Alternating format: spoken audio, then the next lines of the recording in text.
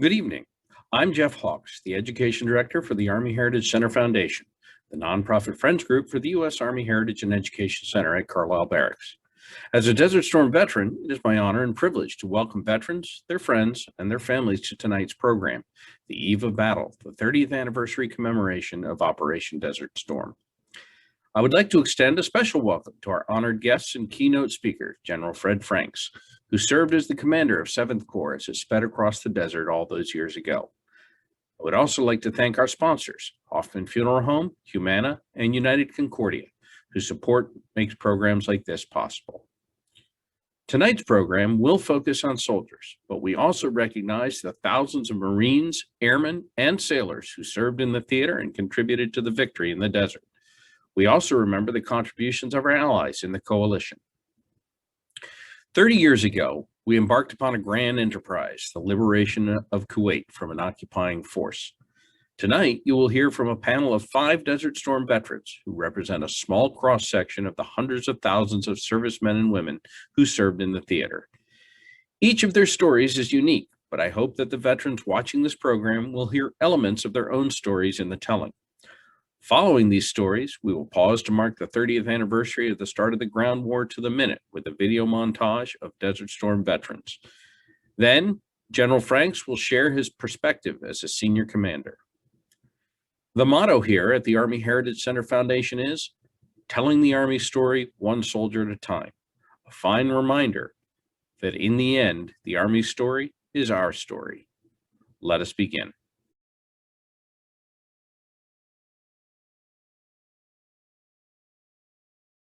I was the battalion commander of the 1st and 327th Infantry.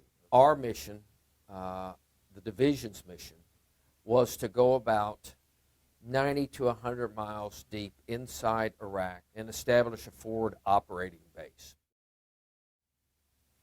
The initial assault was supposed to leave at 4:30. Well, that morning there was a shamal, and the shamal is what they call a big windstorm, and finally we went at 7:30. Now we wanted to come in and under darkness, and now we're going to go in daylight.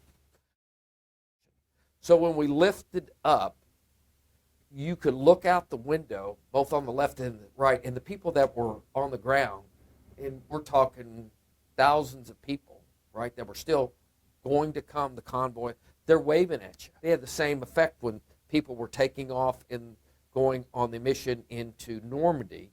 The people on the ground waving at them, wishing them good luck, shaking their fists and all that. It was kind of moving. So we go in, and when we came to the area, it was called Forward Operating Base Cobra. That's where we were going to land. There had been some intel that there might be some people, enemy forces in the area. So we land. And when the Blackhawks left, all of a sudden I hear heavy machine gun. And the cyclic rate of it, I knew it was nothing I had ever heard. What I'm going to find out later, it was a ZPU, one of these twin, has 2 pom-pom guns shooting it. And there was ultimately 4 of those. And so my initial thought was, well, damn, there's somebody up there, and it's not going to be light resistance. We didn't get caught completely flat-footed, but a little bit. My intelligence guys suspected there was somebody. We had done some adjustments of landing zones that made things go well. Because when you see the hillside erupt and it's heavy machine guns, you're going, oops. A young sergeant came up. Well, Colonel, what are we going to do now?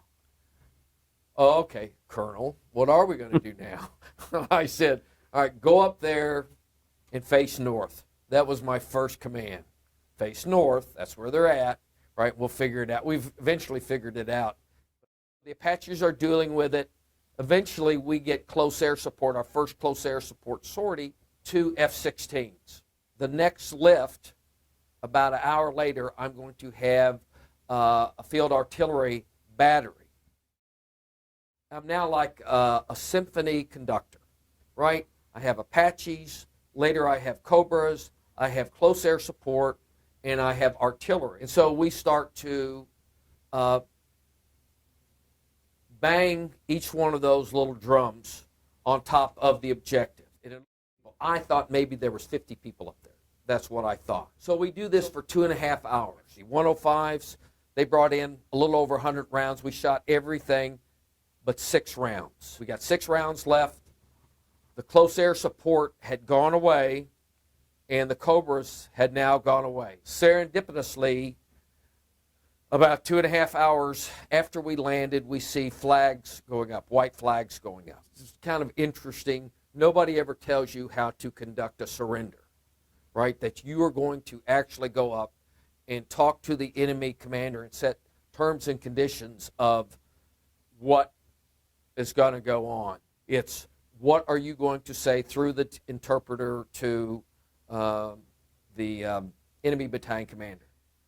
So in my position, I'm going, well, I can either say, be a humanitarian, or I can be sort of a tough guy. And I chose to be sort of a tough guy because I knew I have no more attack aviation, I have no more close air support, and I got 6 rounds left. So we make the deal and we start clearing out the bunker complex. And what we found out is they had done a tremendous job in camouflage. And what had been initially reported as unoccupied trench line had 344 enemy in it. And they had dug in. They had basically a cave on the backside of a hillside. And they had beds in there. They had a TV in there. And you could not, from all the reconnaissance that had been, you couldn't tell that. All you could see was a zigzag trench of about a half a kilometer. And so by the end of the day, I have 344 enemy troops, when it was expected I wouldn't have maybe somewhere 30 to 50 troops, prisoners. So we were there for 2 days, and then we were reinforced on our eastern flank by the 24th. On our western flank, the 82nd came up, and then up through our middle, our 101st logistics tail finally caught up to us. I was a captain, and I was the commander of Echo Company, E Company, of 1st Battalion, 159th Aviation Regiment of the 18th Aviation Brigade of the 18th Airborne Corps out of Fort Bragg. And I should take a moment to point out that we were flying UH-1s, which were Vietnam vintage helicopters, in some cases literally held together with string. In the beginning, I was in Dhahran, like everybody else. We were there from August to about January. And then in January, we were part of the big convoy that moved up to Log Base Charlie. So we were still in our quarters in Dhahran when the air campaign kicked off. We knew it was going to happen. We thought it was going to be that night. The alarms went off to indicate that the Scuds were inbound. So we all rolled out of our cots and we, threw on our Mop 4. And then I thought to myself, I am going to be in this a long time. I better go pee now. So I ran out to the place where there was a porta-john set up. And I remember thinking to myself, what the headlines would read if a Scud hit, and it'd be Captain Copeland is in the porta-john with a Scud hit. And then the next morning we packed up and headed out on the convoy that took us up to Log Base Charlie.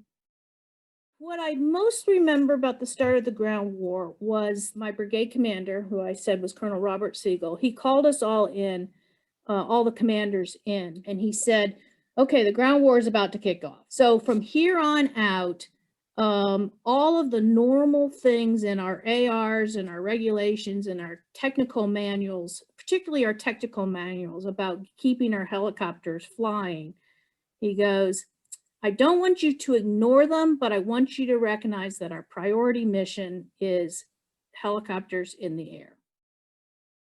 My first sergeant and I, my senior warrant officer, we went to every tent and sat down in every tent. And I just said to the soldiers, okay, we're about to get started. What questions do you have? And what I most remember about that was the thoughtful questions my soldiers had for the 3 of us. Everything from what would happen if we got captured to, why are we here anyway? You know, I also was kind of struck with how many knives were being sharpened, weapons were being checked that were not Army issued weapons, And I remember walking out going, where were all these things these last few days and weeks? And my first sergeant was like, well, ma'am, you really don't want to know. And so I decided I didn't. 100 hours later, our brigade commander called us back in again. He goes, okay, everything I told you before, we're now back to Army normal. So my brigade commander had a parakeet. We were in his tent for a brigade staff meeting, and we're, one after the other giving our updates. And all of a sudden, the bird just went thump to the bottom of its cage. And as soon as it hit thump, we heard the chem alarms around the brigade headquarters go off. So needless to say, we all got masked up. And after we got masked up, and we're breathing like Darth Vader. And after a while, it came back and said, well, we can't detect any chem ourselves. So we don't think there's any chem here. So my brigade commander looked over to his deputy and he said, if something happens to me, you're in charge. And then he pulled off his mask and, breathed, and he still lived. And so we all considered we were clear. But again, I was very impressed with the fact that rather than grab the junior soldier that one might have thought he would have grabbed to say, okay, you take your mask off first, my brigade commander took his mask off first. It was much, much later that we discovered that there was chem in the area, but it was, and probably sarin, but it was so minute that our normal measurement tools weren't picking it up. I do remember that at one point they sent us through the showers when we came back from the meeting, or from the Log Base Charlie. And when we came out, it was about, I want to say it was about 24 hours, maybe 48 hours before we were going to get on a plane. So when we came out, they gave us these chocolate chip uniforms. We hadn't seen the chocolate chip uniforms the entire time we've been there. So we get these brand new uniforms just before we get on the plane to fly home.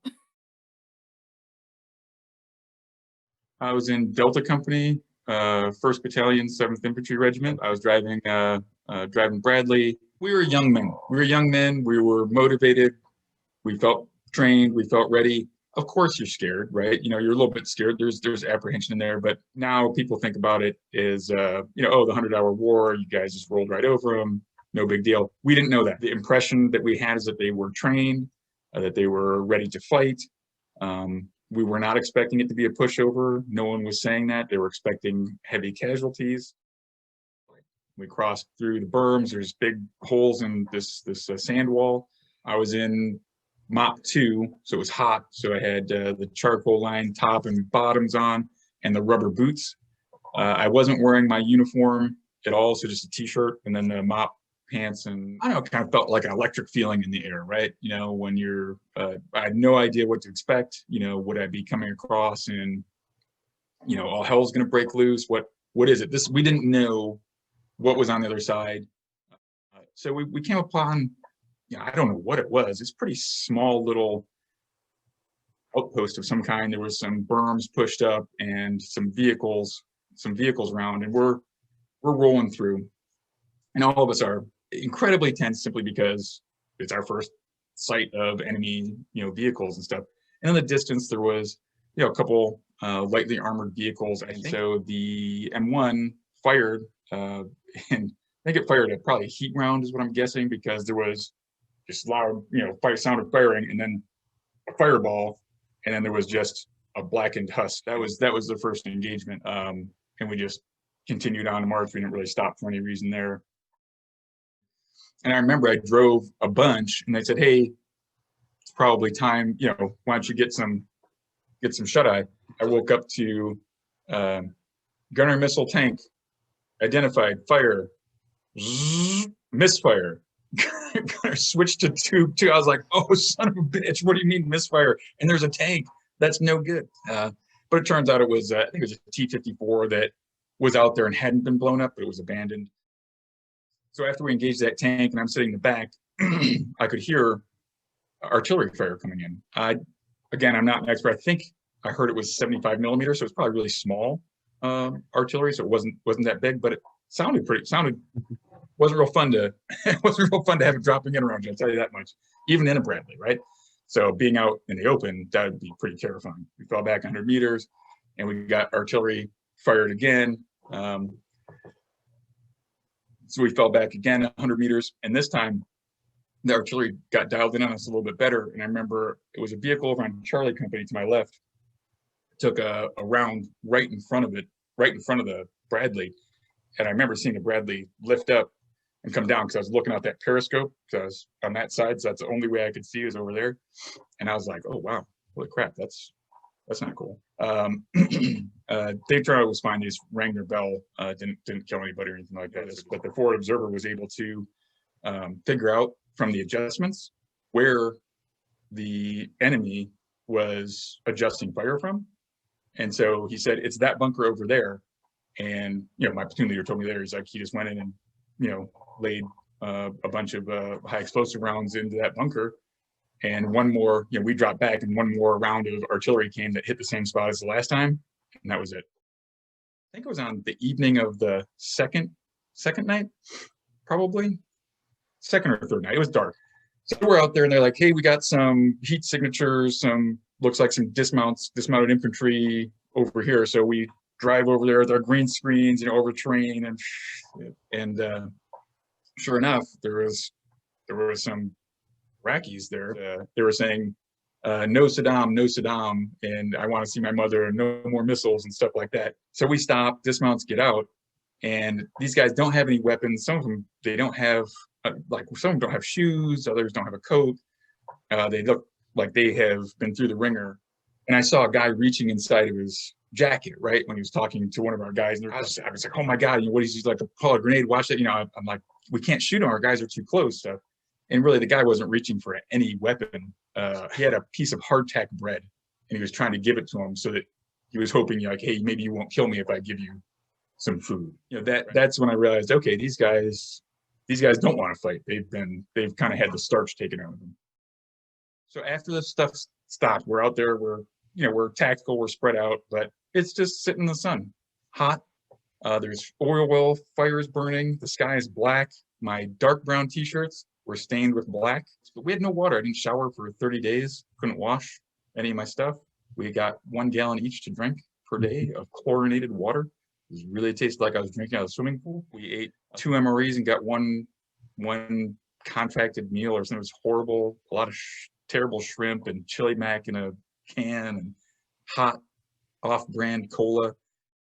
It went by pretty quickly. It was, but I guess just the vast, I don't know when that much armor and equipment had been all massed in one spot. It was massive. Really, as far as you could look left, as far as you could look right, as far as you could look to the rear, there was military vehicles and stuff constantly flying back and forth overhead. It was awesome. I was a private first class, a Green soldier. I was a whopping 19 years old. I was assigned as a unit supply clerk, and I consider myself a professional gopher. So when I arrived, the first thing you feel is the heat off the tarmac. And they brought us to a warehouse in the port of Dhahran. They had hundreds of cots set up in this warehouse. Basically, we were hanging out waiting for the Apaches and the rest of the wheeled equipment to come in. Once all that gear was up and ready, we essentially had a convoy for about 12 hours from Dhahran out to our first location. So we were stationed at a pumping station. We were located at a pumping station right off a tap line road. A couple of us were allowed to go in on occasion and make a phone call. That's one thing I distinctly remember. My parents paying $200 for a 5-minute call, but they wanted to hear from me. In January, it was very wet, rainy. We had about a week of just nothing but rain, and everything just turned to mud. Chilly at night, mild during the day. It wasn't too bad. My unit, the actual pilots and the Apaches were flying missions. So my days were pretty mundane. Again, as a junior enlisted, I did a lot of guard duty. I ran concertina wire. I would do checks on the vehicle daily. All those mundane, tedious tasks that not in the limelight. You don't get much fanfare when it comes to the books being written, but that was my job. And of course, one of the greatest jobs as a junior enlisted is, of course, every third to fourth day I had to take the burn barrels out and burn those and bring them back nice and clean for everybody. And about a week before the ground war actually started, our unit shifted. We moved probably another 50 kilometers to the west of that, and we set up shop again. The sergeant that I worked for, he knew what he was doing. He was an older soldier, and when older being in relationship to my young age, he was probably in his late 20s. He very intuitive. He knew what was going on, and he just kept us focused. So my supply runs could be as simple as driving from our location about 10 miles to the log base, logistics base center, and that would be a simple drive, and I'd be back in an hour, hour and a half. Some of our supply runs, though, we had to go all the way back down to port, back to Dhahran. So that could be a full day, sometimes overnight, depending on what time we left. The one thing I remember the most about Desert Storm is every morning we had a whole formation of A-10s fly low over us, going north, and a couple hours later, they'd fly back. We did have one night, there was a Scud that was shot from Iraq, and it was on its way to Riyadh, we believe. And we had a Patriot battery about a quarter mile away. The Patriot went up, took out the propulsion system of the missile. Unfortunately, the explosive piece hit the ground very close, about 500 yards from our camp, and it shook and rocked us pretty hard. We all donned on MOP 4. We all went into our bunkers, and we waited several hours until they came out to determine if there was no chemical weapons in the warhead. But that did shake us up a little bit. And of course, faith in my leadership, my sergeant said, they didn't hit us. It wasn't meant for us. Don't worry about it. Stay focused on your job. And we did. And we just carried on and continued to move. So it wasn't until it really kicked off and where my sergeant said that, hey, the ground war started. Mm-hmm. So that was a shock to me. Mm-hmm. But again, because of his leadership, he kept us all at ease in our section. Mm-hmm. And I also knew, though, that in my unit, in the Aviation Brigade, the ones that are truly fighting and taking it to the front line are the pilots. So they're the ones that endured the most risk. The thing I remember the most during the ground war is how it turned into nighttime every day for several days in a row until they were able to get the oil wells under control, the burning oil wells. When it was all over, I do recall it was a great relief. Again, it didn't change my daily duties, but psychologically, certainly, it was a sense of relief to know it was over quickly.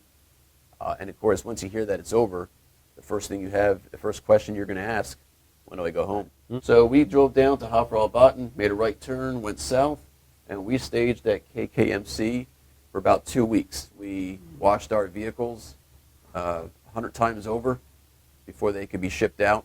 We washed them down. Then we drove them to port, washed them down again a few more times. Tents did not come back. There was too much sand in the fabric of the tent, so we were not allowed to take those back to Germany. Basically, it was just a lot of maintenance, a lot of recovery, just like a field training exercise. So that was one thing that it didn't strike me as unusual. We had the morning that we actually mounted and departed the LD, we had a little battery formation. He asked the chaplain to pray over us. And then the very last thing we did is every man in that unit touched the guidon. The guidon got the guidon bearer, gave it to the first man, and it went through the ranks. And then we mounted up and left. First day we occupied a fighting position, anticipating what we knew was going to be a set-piece battle the following morning. We hadn't gotten to the Republican Guard yet. That would come later. But we kept the Bradleys and the M1s outside of standoff range, and we fired that. It was a series, so 3 consecutive targets. And then the PSYOPs guys asked, politely from loudspeakers for anybody that wanted to surrender. We didn't get too many takers. So we fired the series a second time. After that second series, a single mortar round was fired. That was fired at us. We fired one volley from the battalion, snuffed it. The PSYOPs guys had gone in for a second round, and this time there were more takers, so to speak, in terms of people wanting to surrender. Then we put the Brads and the M1s online, leading with the M1s, and just basically swept the position. That's the first time, I'd seen up close what devastation looks like. The next 3 days, right up until the ceasefire, were extremely fluid by contrast. Shoot, move, communicate, reload, refuel, rearm, rinse, repeat. One memorable one for me, because I could just hear the adrenaline from the cavalry scouts in his voice just coming right through the radio at me. Some scouts find a platoon of Iraqi tanks, T-72s, T-80s, I can't remember which, but entrenched, stationary, and they weren't going to certainly go up against those, so they called in a fire mission. And we dumped an awful lot of ordnance on and completely reduced those 4 tanks. 24 tubes, 3 volleys, 72 rounds, 56 bomblets each. You can kind of do the math to get an idea how much was raining down on these 4 tanks. It was memorable for me because his voice he was giving us a polar plot mission, and so he had to give it all voice, nothing digital, and it was, you could just feel the adrenaline in my track, right? We fired harassment and interdiction fires, just to keep those guys bad guys on their toes on the morning of what turned out to be the day of the ceasefire. The prep lasted 45 minutes. That preparatory fire, I read in an article later, because it was corps wide, was the largest of its kind since World War II. We knew that we were going to mount up and then, push for as much additional terrain as we could before this ceasefire, which we weren't sure was going to hold or not, but we sure wanted to occupy as much land mass as we could. I don't remember how many hours we road marched, but we had our land grab, and then the ceasefire was announced, and it stuck. We stayed in that northern Kuwait spot for several days, if not maybe even a week or so, and then it became clear that for our path home was going to be via Saudi Arabia. To do that meant we went north-south through Kuwait, and that convoy that day was rather interesting. Oil fields on fire and obscure, dark skies, obscuration, things like that. This was a clear day, our day of our departure, but I noticed that little microscopic beads of oil were appearing on our windshield. So every once in a while you had to stop and try to, clean that up. We approached Kuwait City from the north, which meant we went through the highway of death. I got a huge appreciation for the destruction there as our engineers had gone in and basically pushed all of the vehicle carcasses, and they were everything from tracked vehicles to POVs to you name it. When we got to Kuwait City, we had to pass through it. Everywhere we made a stop along the way, very jubilant Kuwaitis, very grateful Kuwaitis, praising President Bush, praising the coalition, praising the United States. We will not worry about being forcibly ejected from our homes, our places of business, or things of that nature. But that's exactly what had happened in Kuwait, and boy, did that get me thinking about what we had just done. Right? We had given Kuwait back to the Kuwaitis.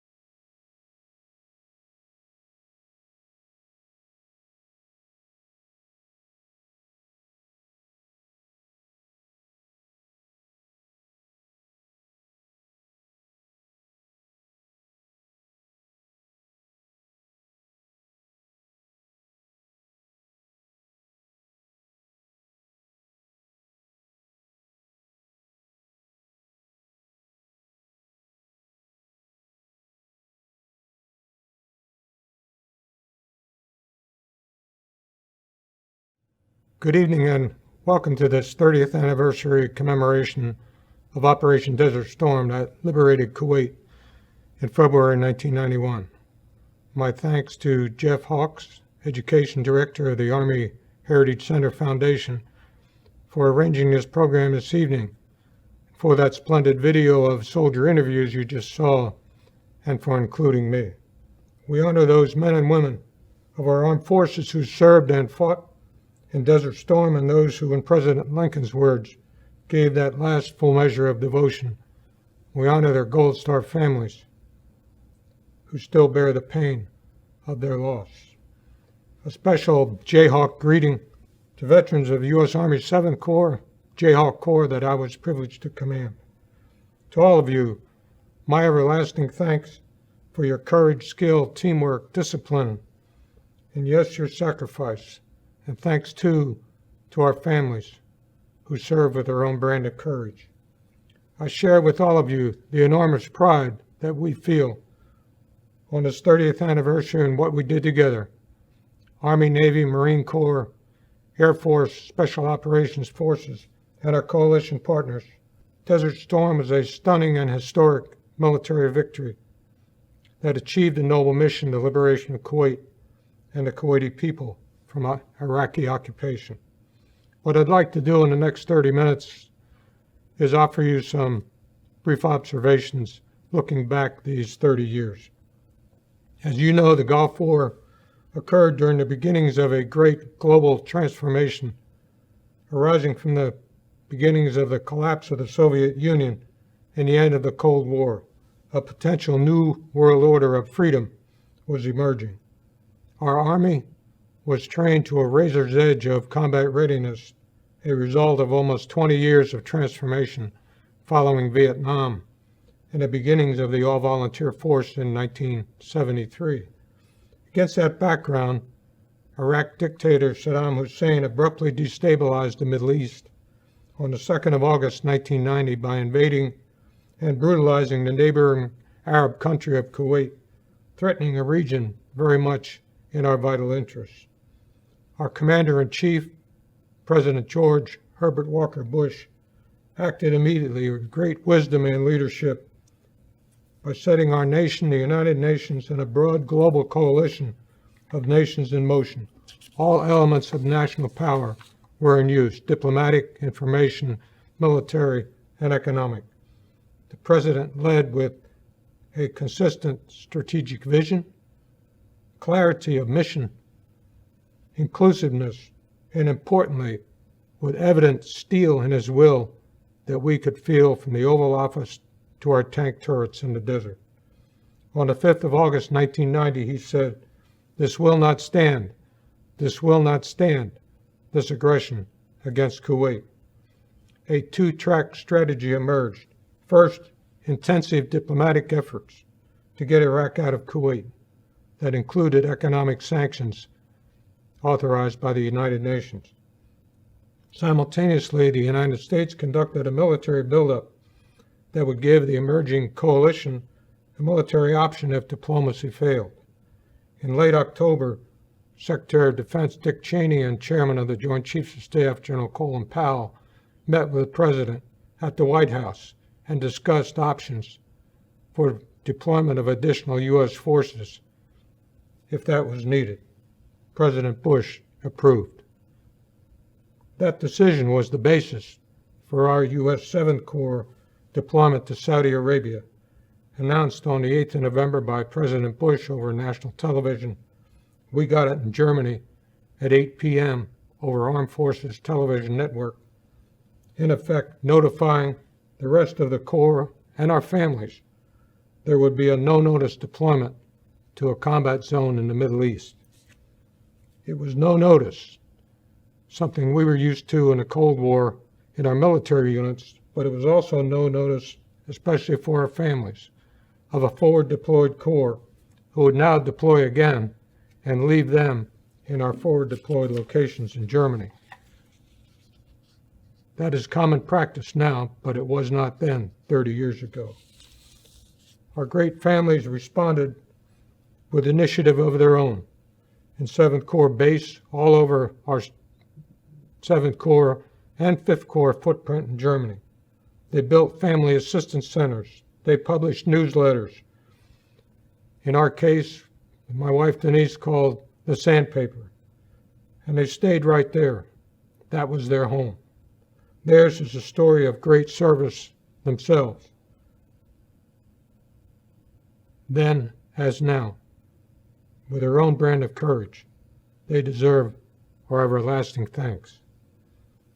On the 29th of November 1990, the United Nations Security Council passed Resolution 678, demanding that Iraq withdraw from Kuwait by the 15th of January, but also authorizing all necessary means to compel them to do so if they did not comply.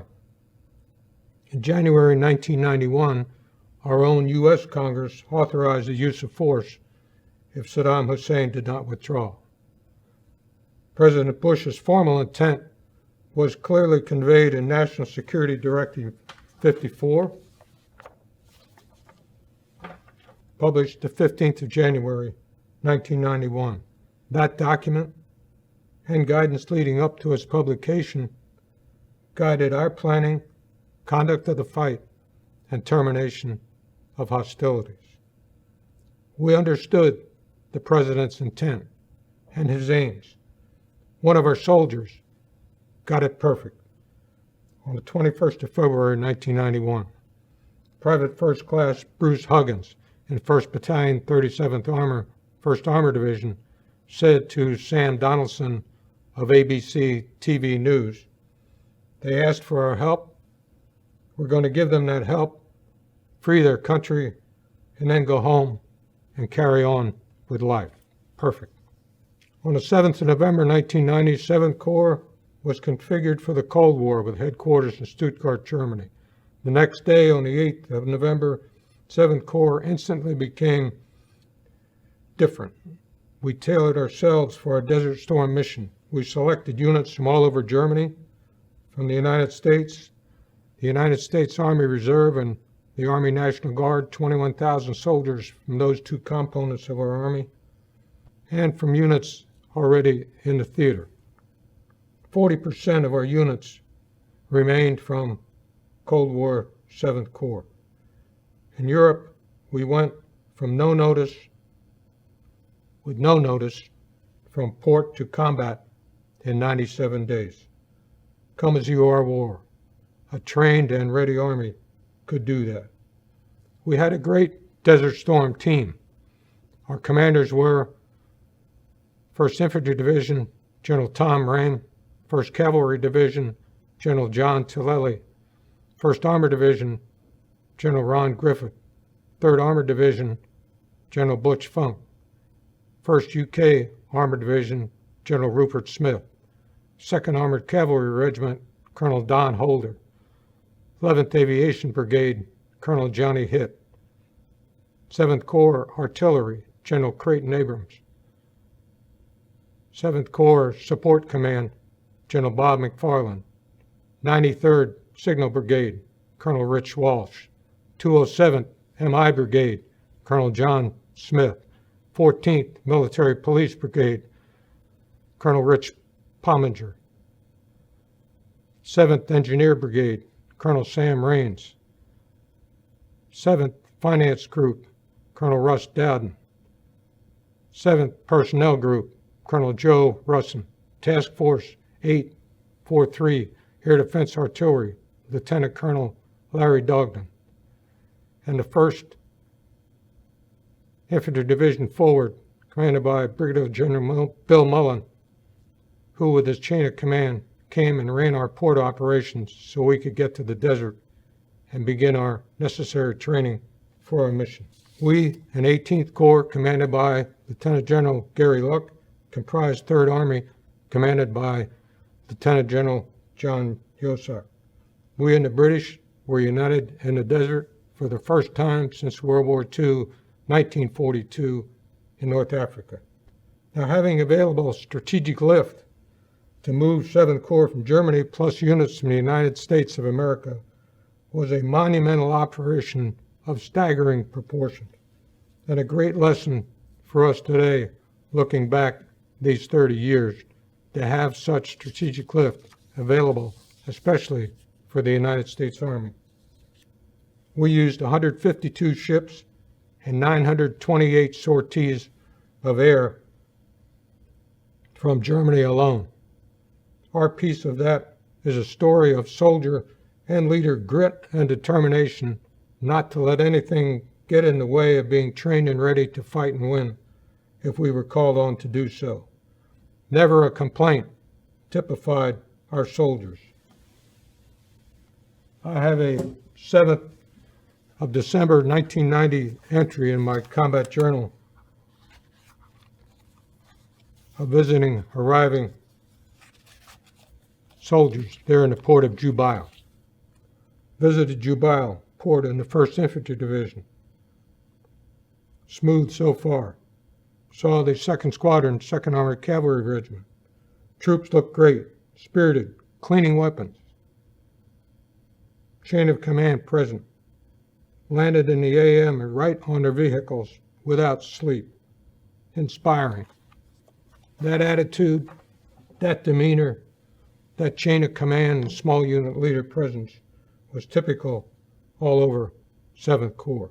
Yet, to gain national security objectives if other means do not work, and our nation chooses to use military force, then you need to fight. What we do as military professionals is fight and win our nation's battles and wars when called on to do so. And we demonstrate the ability and will to do that. Years before, while serving in the 2nd Squadron, 11th Armored Cavalry Regiment, Black Horse, in Vietnam, I learned as a young officer what it takes to win on the battlefield at least cost to those entrusted to your command. I learned that fighting demands bold and rapid adjustments. Fighting means using decisive force, hitting hard and continually pressing the fight, not letting the enemy up. Fighting means anticipating. Keep your forces in the right all-arms combination at the right place and time, then maneuvering those forces to maintain that continuing advantage until you gain victory at least cost to your soldiers. Our soldiers and leaders in 7th Corps knew all that and were determined to get that done. 7th Corps was designated as the main attack by both our parent headquarters 3rd Army and by Central Command, the Joint United States Command. Our mission was to destroy the Iraqi Republican Guards Forces Command divisions in our sector of attack, along with other Iraqi mechanized and armored divisions in that sector. They were positioned some 150 to 200 kilometers from our attack point. Our attack, in addition to 18th Corps' attack and the Egyptian Corps just to our east, was ordered to begin actually at 4 a.m. on the morning of 25 February. 3rd Army Commander John Yosak called me at 9:30 that morning and asked if we could do early. I said, let me do a quick check with my commanders and my Corps Artillery Commander, General Abrams, to see if we can do that quickly, and also we can adjust our preparatory fires for our 1st Infantry Division breach mission from 2 hours to 30 minutes. Well, I quickly agreed we could do that, and I called John back and said we could go at noon. We received the order from Central Command to attack at 3 p.m. that day, hence our 89-hour war as opposed to the 100-hour war. To accomplish our mission, we had earlier formed our intent, a short, concise description of our vision for this operation, normally written personally by commanders. Here is mine, framed, that I saved, written in pencil with a lot of crossovers, that described our intent for the operation. What we wanted to do is maneuver the Corps fighting through the Iraqi 7th Corps, who was positioned between our attack point and the Republican Guards, in such a way that when we hit the Republican Guards, we would have a decisive force, a rolling 3 armored division all arms fist with sufficient fuel and ammunition and soldiers physically able to sustain that attack until those units were destroyed. Some had advised dashing at top speed to get to the Republican Guards, then pausing 24 hours to let our logistics catch up, then rearming, refueling, reorganizing, and then continuing the attack. I was dead set against that. No pauses. I wanted to maneuver the Corps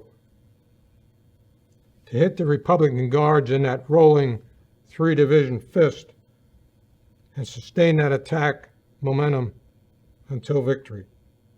I did not want to dissipate soldier strength in smaller engagements getting there, but so maneuver the Corps so that when we hit our main objective, our soldiers had the physical reserve to sustain that fight to victory. Our logisticians figured out how to sustain that rolling attack by establishing a logistics base they called Nelligan, just north of the breach opened by the 1st Infantry Division. They passed over 1 million gallons of fuel and 400 vehicles through that breach and those defenses.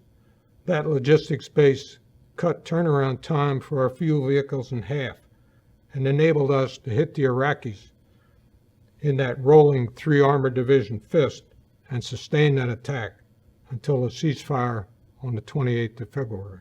Now, supplying that 7th Corps force during a rapid 89-hour, 250-kilometer attack with water, food, fuel, and ammunition, while also providing timely medical care and evacuation, was a miracle accomplished by our logisticians, thinking ahead, anticipating, and using their initiative. I have said ever after, forget logistics and you lose. A little over 24 hours after we began our attack, after we ordered the Corps to turn 90 degrees east in what we called later a left hook, actually a turning movement, we had that rolling attack of a 3 armored division fist, close and deep, led initially by our 7th Corps as our covering force at the Battle of the 73 Easting, reducing the Iraqi security force, then the 1st Infantry passing through at night in contact the 2nd Armored Cavalry Regiment. To the north of the 1st Infantry Division was the 3rd Armored Division attacking the Republican Guards, and to their north was the 1st Armored Division in a similar attack against the Republican Guards. To the south of the 1st Infantry Division was our 1st UK Armored Division continuing their attack east to defeat the Iraqi Tactical Reserve and on to Highway 8. At one time, we had 9 armored brigades in our continuous mounted armored attack to the end. In addition, the evening of the 26th of February, we launched 2 deep attacks with our 11th Aviation Brigade in front of the 1st Infantry Division night attack. 146,000 soldiers, almost 1,600 tanks, over 1,000 armored fighting vehicles, 800 cannon and rocket artillery, over 200 attack helicopters, consuming over 5.6 million gallons of fuel, 6 tons of ammunition, firing over 55,000 cannon artillery rounds and over 10,000 rockets, 348 close air support missions. Our leaders and soldiers executed every type of offensive maneuver in our 89-hour, 250-kilometer attack to gain victory. From feints and demonstrations by the 1st Cavalry Division to the breach of complex obstacle system and the minefield, the forward passage of one division through another, the 1st UK Division through the 1st Infantry Division, to the 1st Infantry moving rapidly forward and passing forward through the 2nd Armored Cavalry Regiment at night in contact, to the 3rd Armored Division's hasty and deliberate attacks and then passing one brigade through another to keep the attack fresh and the momentum strong. And to our north, the 1st Armored Division in a division wedge, maneuvering to 2 brigades and then 3 brigades up in their continuous hasty and deliberate attacks, and also their attack against a brigade of the Medina Division at Medina Ridge. The battle day and night on the 26th to 20th of February 1991 in southeast Iraq and northern Kuwait was the largest tank battle in the history of the United States Army. It was an attack of historic proportions over distances and at speeds unmatched in sandstorms and in the rain, day and night. It was made possible by the extraordinary courage, disciplined teamwork, skill, and fierce no-quit grit and will to win of our soldiers and leaders.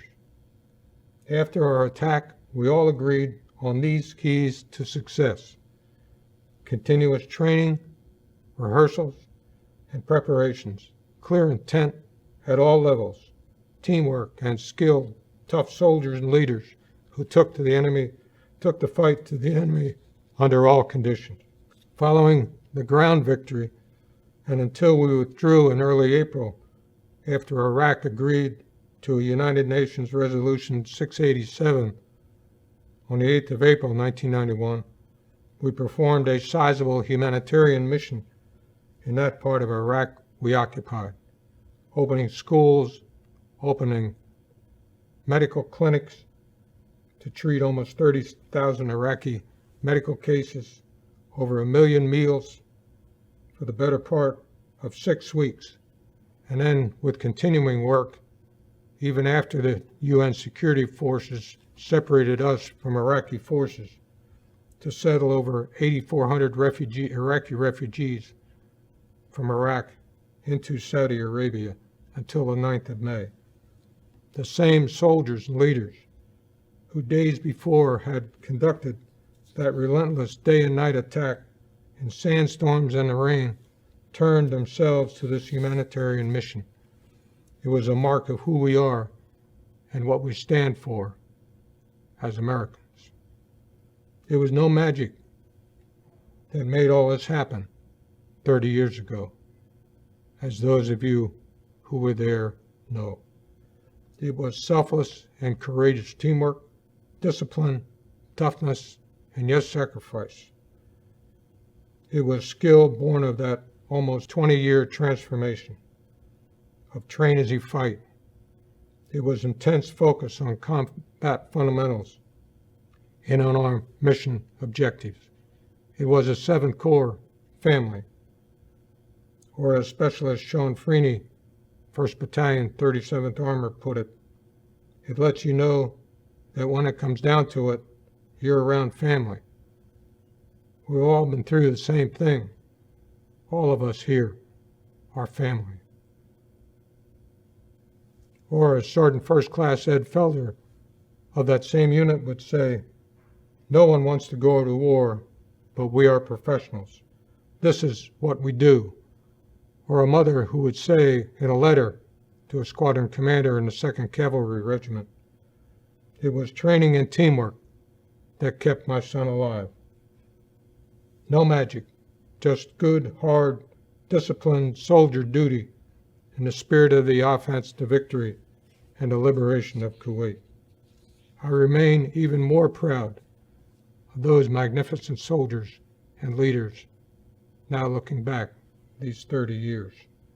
Desert Storm was a strategic masterpiece orchestrated by our President, George Herbert Walker Bush, leading the 39-nation coalition to victory and the liberation of Kuwait. And let me end by sharing 2 personal reflections from the ground war that have remained with me these 30 years, and close with some thanks. As I mentioned at the beginning of our talk, Desert Storm happened when the United States Army had undergone an almost 20-year transformation.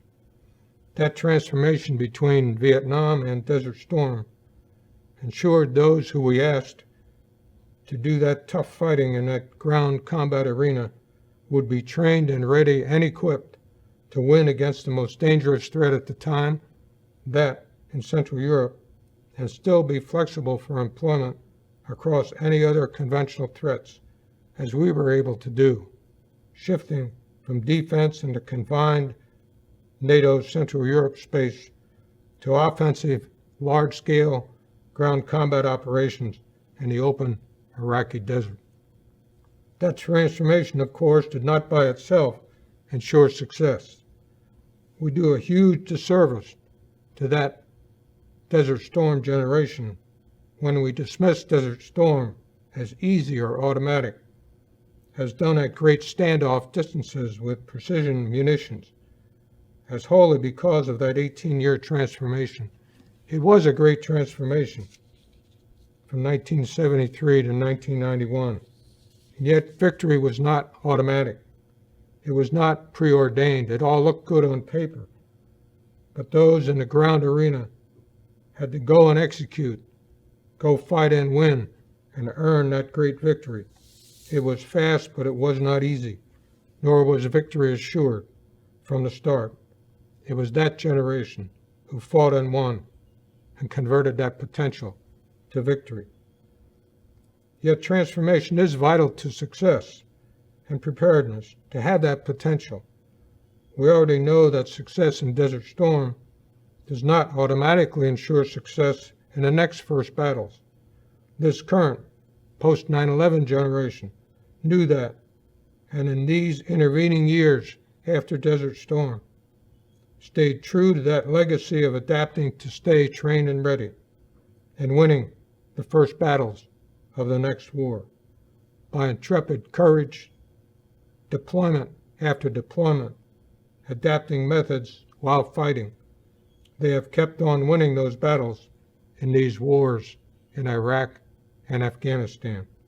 My own deepest respect and admiration for your selfless service, your skill and sacrifice, and to your families. These days there's renewed interest in large-scale combat operations like Desert Storm, perhaps not on that scale, but adapting, transforming to train to these competencies, and that is encouraging. And so from a commander and his soldiers who benefited from transformation prior to Desert Storm, I strongly believe a 30-year lesson from Desert Storm is that our armed forces in our doctrine, in our training and equipping must continue to transform, no pauses.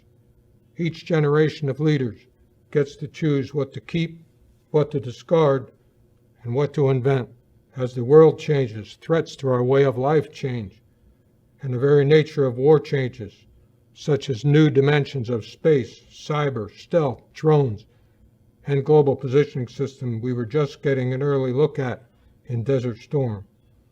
We must adapt to sustain that razor-sharp readiness to fight and win in those arenas of war as they exist, as this generation has done so well, and in these new multi-domain arenas outlined in the joint doctrine.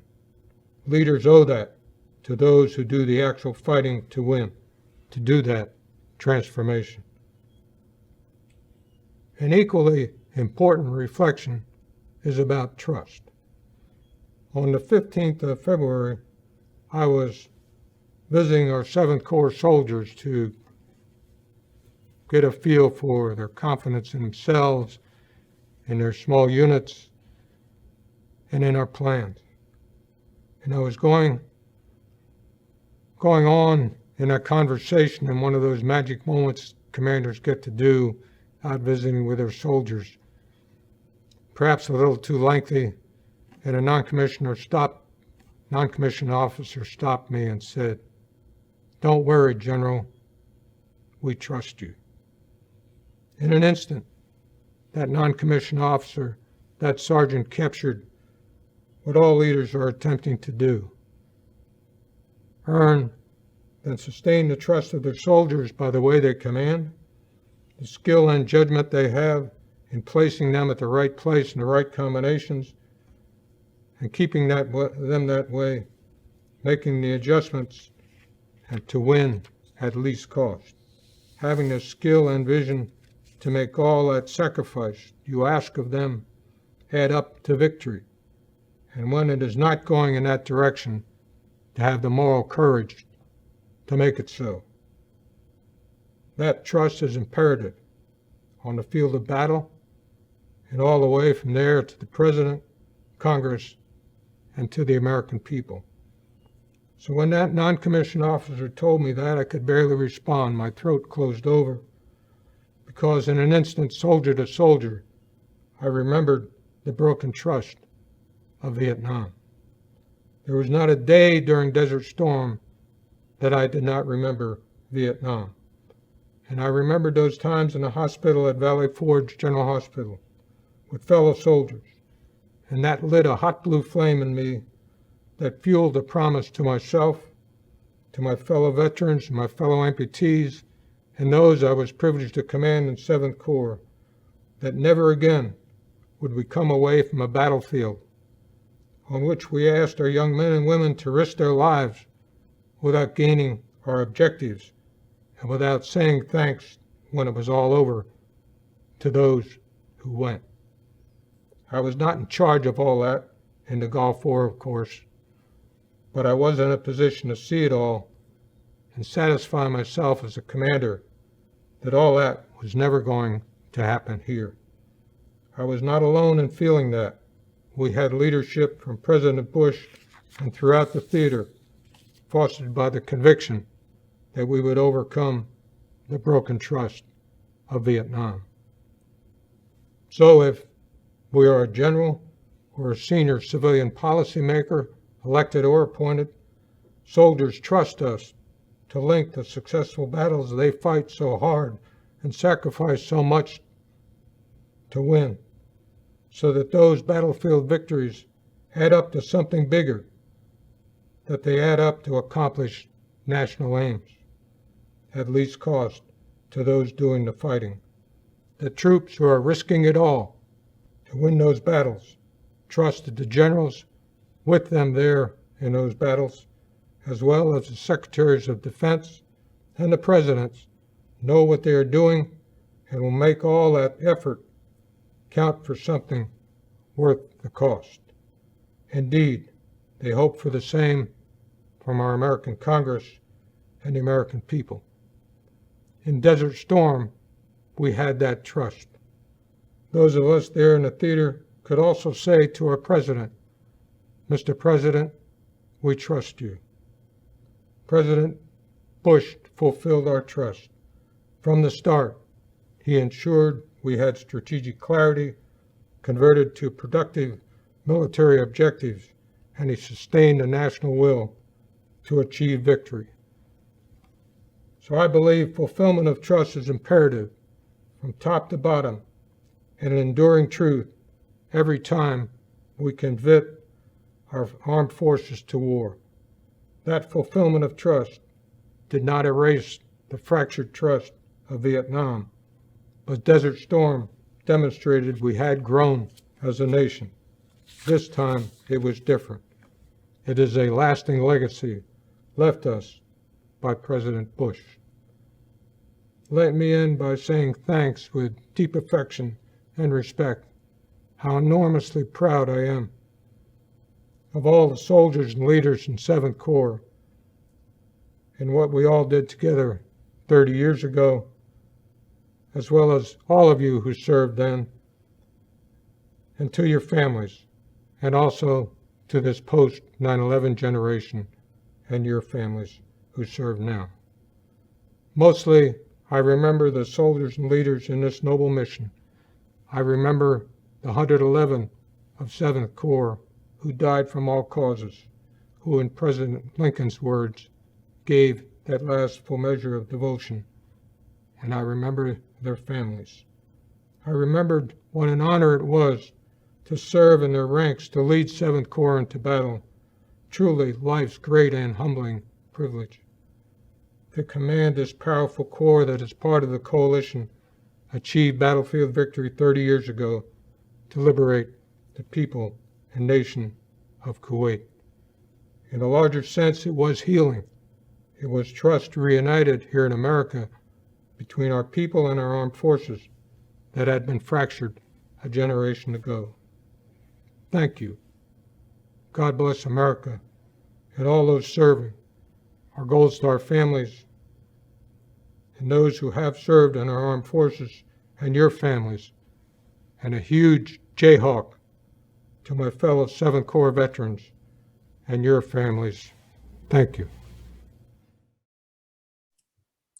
All right, sir. We have a question from Joe Safran, who was one of our featured veterans in the vignettes. We played one of our panelists earlier, and he'd asked you to comment on the contributions of those like you who remained in the Army post-Vietnam to achieve the transformation of which you spoke.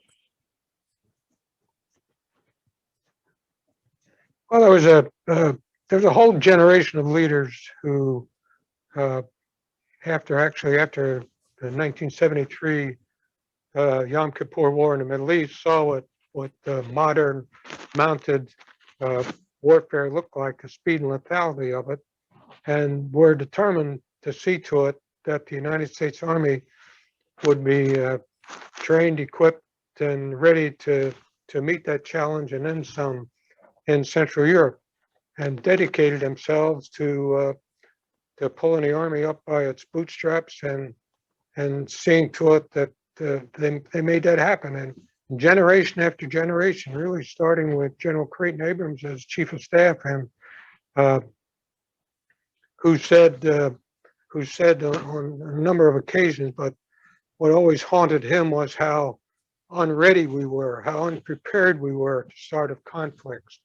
And he forcibly and very strongly wanted to see to it that the United States Army was never in that position again. And so launched this transformation to see to it that that did not happen. And that was that mantra, that ethos of staying trained and ready to fight and win the first battles of the next war, passed from generation to generation, from then all the way up to 91. And indeed, I believe it continues on today. That they stayed, and all of us together, all of those who stayed, wanted to see that happen. And we saw the culmination of that on the battlefield in 1991, and I think we still see it on battlefields today.